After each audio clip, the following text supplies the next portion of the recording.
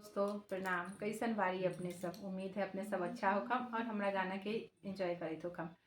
तो अभी हम अपने सबके सामने में एगो सुंदर सा जनेऊ के गीत प्रस्तुत करी बारी। उम्मीद है अच्छा लगी, और गीत अच्छा लगी तो कमेंट करके जरूर बताएं और चैनल के लाइक शेयर एंड सब्सक्राइब करना। कवन बाबा जाई है ने आनंदा बाना लाई है ने सोने के चरे खाए। कवन बाबा जाई है ने आनंदा बाना लाई है ने सोने के चरे खाए। कन्यादाई काटी है ने महीने सूता नावे गुण जाने वाला गिए। कन्यादाई काटी है ने महीने सूता नावे गुण जाने वाला गिए। काटिले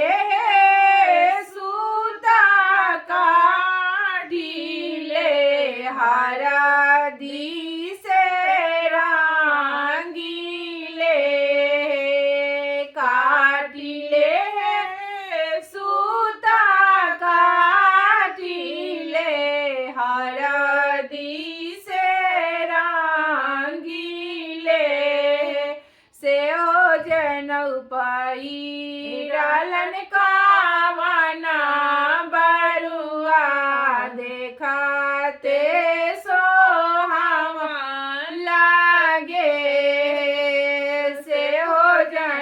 पहिरलन कावना बरुआ देखते सोहावन लागे।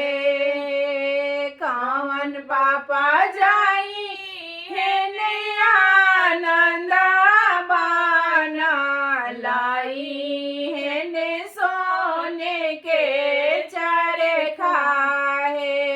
कावन चाचा जाई है ने आनंदा बाना लाई है ने सोने के चरे खाए।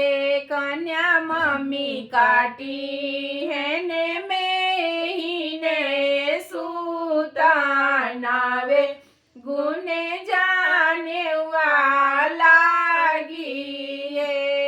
कन्या चाची काटी है ने महीने सूता नावे गुने जाने वाला गिए। काटिले सूता काटिले हरदी से रंगीले। काटिले सूता काटिले हरदी से रंगीले।